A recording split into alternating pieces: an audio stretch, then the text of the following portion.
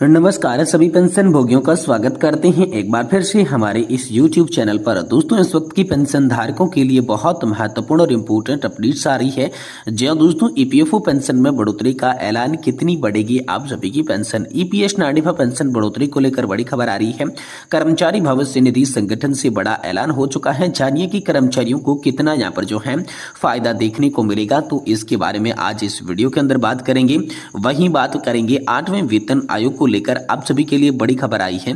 36.5 लाख कर्मचारी और पेंशन भोगियों को इसका सीधा फायदा देखने को मिलेगा।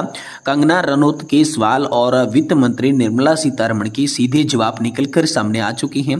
तो पेंशन भोगियों और कर्मचारियों के लिए निर्मला सीतारमण की ओर से कौन सा जवाब कंगना रनौत के सवाल पर दिया गया, इसके बारे में भी दोस्तों आज इस वीडियो के अंदर बात करेंगे। साथ ही हम बात करने वाले हैं कर्मचारी भविष्य निधि संगठन का बड़ा ऐलान हो चुका है। कर्मचारियों के लिए नए फायदे जारी हो चुके हैं। पेंशन और पीएफ पर बड़ा अपडेट अब सभी के लिए निकल कर आ चुका है। तो आखिरकार ईपीएफओ का कौन सा बड़ा ऐलान है, नए फायदे, पेंशन और पीएफ पर बड़ा अपडेट कौन सा निकल कर आ चुका है, इसके बारे में भी दोस्तों आज की इस वीडियो के अंदर आप सभी के लिए संपूर्ण जानकारी दी जाएगी। इसलिए दोस्तों, अगर आप केंद्र सरकार के कर्मचारी पेंशन धारक या राज्य सरकार के पेंशन धारक हैं, या फिर दोस्तों अगर आप ईपीएस 95 के तहत आने वाले प्राइवेट सेक्टर में काम करने वाले पेंशन धारक हैं, तो ये वीडियो आप सभी के लिए बहुत ज्यादा खास होने वाला है। तो इस वीडियो को आप लास्ट तक जरूर देखिएगा और साथ ही चैनल को भी सब्सक्राइब जरूर कर दीजिएगा। सबसे पहले दोस्तों हम यहाँ पर बात करने वाले हैं ईपीएस 95 पेंशन बढ़ोतरी को लेकर क्या ऐलान हुआ है। कर्मचारी भविष्य निधि संगठन से बड़ा आदेश सब सभी के लिए जारी हुआ है, जिससे कर्मचारियों को यहाँ पर कितना फायदा देखने को मिलेगा, कितनी जो है वो आप सभी की पेंशन में बढ़ोतरी हुई है, पेंशन कितनी बढ़ेगी, ईपीएफओ की ओर से अपना जो है क्या ऐलान आप सभी के लिए निकल कर सामने आ चुका है, इसके बारे में आज की इस वीडियो के अंदर चलिए आपको बताते हैं। एम्प्लॉय पेंशन स्कीम यानी कि ईपीएस 95 के तहत पेंशनरों की लंबे समय से मांग थी कि उनकी न्यूनतम पेंशन को बढ़ाया जाए। वर्तमान में ईपीएस 95 के तहत न्यूनतम पेंशन 1000 रुपये प्रति माह की है, जो 2014 में निर्धारित की गई थी। बढ़ती महंगाई और चिकित्सा खर्चों को देखते हुए ये राशि अपर्याप्त मानी जा रही है। हाल ही में ईपीएस 95 पेंशन धारकों ने वित्त मंत्री निर्मला सीतारमण और श्रम मंत्री मनसुख मांडविया से मुलाकात कर इस पेंशन को बढ़ाकर 7500 रुपए करने की मांग की। इस वीडियो के अंदर हम ईपीएस 95 पेंशन योजना की वर्तमान स्थिति, इसमें कौन कौन सी बदलाव होंगे और अन्य इससे जुड़े महत्वपूर्ण पहलुओं पर चर्चा करेंगे। सबसे पहले पेंशन बढ़ोतरी की मांग करें तो इसमें वर्तमान स्थिति क्या है। तो वर्तमान में ईपीएस 95 के तहत न्यूनतम पेंशन 1000 रुपए की है और ये राशि 2014 में निर्धारित की गई थी। तब से लेकर अब तक यहाँ पर कोई भी बदलाव नहीं हुआ है। तो अब जो है आप सभी के लिए प्रस्तावित जो बदलाव है वो कौन कौन से होंगे, पेंशन धारकों ने कौन कौन सी मांगे रखी है। तो मांगों की बात करें तो 3 प्रमुख मांगे रखी गई है। पहली है न्यूनतम पेंशन को 7500 रुपए प्रति माह किया जाए। दूसरी मांग महंगाई भत्ता यानी कि डीए को भी शामिल किया जाना चाहिए। तीसरी मांग है सेवानिवृत्त कर्मचारियों और उनके जीवन साथी को मुफ्त चिकित्सा सुविधा, मेडिकल फैसिलिटी दी जाए। तो अब ईपीएस 95 पेंशन बढ़ोतरी पर ये जो मांगे हो चुकी हैं, इसके बाद सरकार का क्या रुख निकल कर सामने आया। तो सबसे पहले बात करते हैं वित्त मंत्री के आश्वासन के बारे में। हाल ही में ईपीएस 95 नेशनल एजुकेशन कमेटी ने वित्त मंत्री निर्मला सीतारमण से मुलाकात की। वित्त मंत्री ने इस महान मांगों पर दोस्तों महानुभूति यहाँ पर जो है सहानुभूति पूर्वक विचार करने का आश्वासन भी दिया।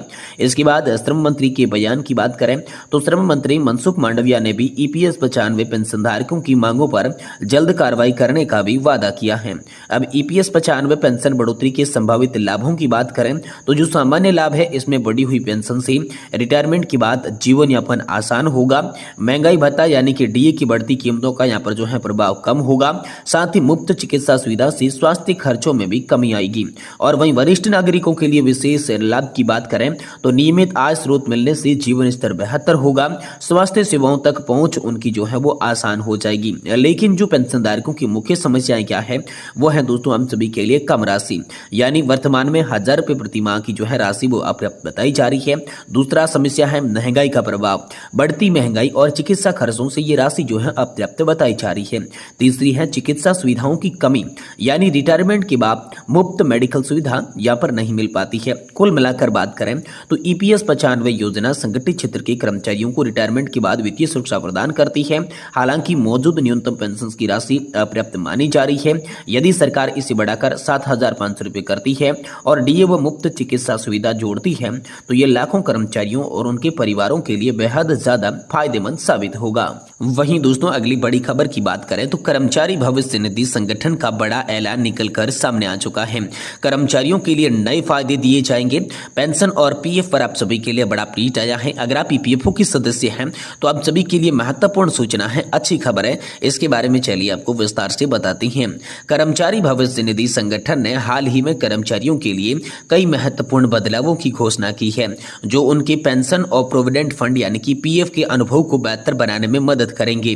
इन बदलावों में ईडीएलआईसी स्कीम के तहत मृत्यु लाभ में वृद्धि, पेंशन भुगतान प्रणाली का केंद्रीकरण और पीएफ ट्रांसफर प्रक्रिया को सरल बनाने जैसे काम शामिल है। ये परिवर्तन कर्मचारियों के लिए वित्तीय सुरक्षा को मजबूत करने में महत्वपूर्ण भूमिका निभाएंगी। कर्मचारी भविष्य निधि संगठन के इन नए नियमों से न केवल कर्मचारियों को बल्कि उनके परिवारों को भी लाभ होने वाला है। यहाँ पर ईडीएलआईसी स्कीम के तहत अब नए कर्मचारियों को भी मृत्यु का लाभ मिलेगा, जो पहले के वर्षों में उनके परिवारों को आर्थिक सहायता प्रदान करेगा। इसके अलावा पेंशन भुगतान प्रणाली का केंद्रीकरण सुनिश्चित करेगा कि पेंशनधारकों को समय पर और सुविधाजनक तरीके से उनका पेंशन का भुगतान जो है वो मिल सके। इन बदलावों के साथ ही कर्मचारी भविष्य निधि संगठन ने पीएफ ट्रांसफर प्रक्रिया को भी सरल बनाया है, जिससे कर्मचारियों को नौकरी बदलते समय अपने पीएफ खाते में आसानी से ट्रांसफर करने में मदद मिलेगी। ये प्रक्रिया अब अधिक तेज और पारदर्शी हो गई है, जिससे कर्मचारियों को अपने प्रोविडेंट फंड का बेहतर प्रबंधन करने में भी सहायता यहाँ पर जो है मिलने वाली है। अब बदलाव की प्रमुख बात करें और इसके लाभ और प्रभाव की बात करें तो यहाँ पर ईडीएलआईसी स्कीम के यहाँ पर मृत्यु का लाभ मिलेगा, यानी नए कर्मचारी को पहले वर्ष में ही मृत्यु लाभ मिलेगा, जो 50,000 रुपए तक का न्यूनतम बीमा कवर आप सभी को ईडीएलआईसी स्कीम के तहत दिया जाएगा। अब दूसरे बदलाव की बात करें तो सीपीपी एप्स को लेकर बड़ी खबर है। केंद्रीकृत पेंशन भुगतान प्रणाली, पेंशन धारकों को समय पर और सुविधाजनक तरीके से भुगतान मिलेगा, जिसमें देरी आप सभी के लिए कम होने वाली है। अब तीसरे दोस्तों बदलाव की बात करें तो पीएफ ट्रांसफर प्रक्रिया का सरलीकरण, यानी कर्मचारियों को नौकरी बदलते पर अपने पीएफ खाते को आसानी से ट्रांसफर करने में भी यहाँ पर बड़ी मदद मिलने वाली है। और चौथा बदलाव की बात करें तो पेंशन नीति का स्पष्टीकरण, यानी उच्च वेतन पर पेंशन के लिए नीतियों में स्पष्टीकरण, जिससे पेंशनधारकों को न्यायपूर्ण लाभ जो है यहाँ पर देखने को मिलेगा। पांचवें बदलाव की बात करें तो ईपीएफ ब्याज दर को लेकर अगला बदलाव है। यहाँ पर फाइनेंशियल ईयर 2024-25 के लिए 8.25% की ब्याज दर की सिफारिश की गई है। और अंतिम और छठे बदलाव की बात करें तो संयुक्त घोषणा प्रक्रिया का भी सरलीकरण, यानी संयुक्त घोषणा प्रक्रिया को सरल बनाया गया है, जिससे वादों की प्रक्रिया में तेजी आ सके। यानी कि आप सभी के लिए साल 2025 के अंदर ईडीएलआईसी स्कीम से मृत्यु का लाभ आप सभी को देखने को मिलेगा, जो कि न्यूनतम 50,000 है। विकेंद्रीकृत प्रणाली से आप सभी को पेंशन में देरी कम होगी। आप कोई भी नौकरी बदलते हैं तो अब आपको पीएफ ट्रांसफर करने के लिए बहुत सरल प्रोसेस होगा। पेंशन की नीति को लेकर भी स्पष्टीकरण का बदलाव है। कर्मचारी भविष्य निधि संगठन के तहत ईपीएफ खाते पर जो जमा राशि है उसमें ब्याज को लेकर भी बड़ा अपडेट है। और साथ ही उच्च पेंशन के लिए संयुक्त घोषणा प्रक्रिया को भी अब सरल बना दिया जा चुका है। ये महत्वपूर्ण बदलाव जो है आप सभी के लिए हाल फिलहाल में किए गए हैं, जो कि कर्मचारी भविष्य निधि संगठन ने आप सभी पेंशन धारकों और ईपीएफओ के मेंबर्स के लिए जारी कर दिए हैं। तो ये बहुत बड़ी खबर हाल फिलहाल में आप सभी के लिए निकल कर सामने आ चुकी है।